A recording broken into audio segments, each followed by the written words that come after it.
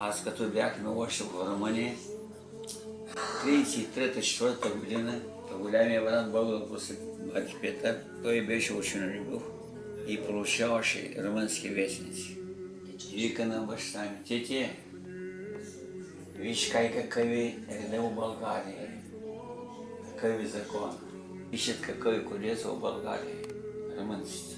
В България каза да загубиш нещо, има предмет, брадва, мотика или нещо друго, няма да се тревожиш. То, с който го намеря, носи го до съвета, има си стая. Ти като го зубиш, там ще отразиш."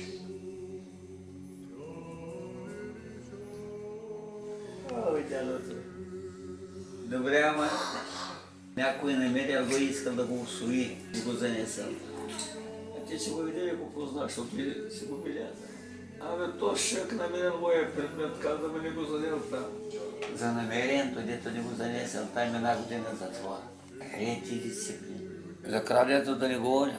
Ти за намерението виж каква наказание изискуе. През него време България вървеше си към Швейцария.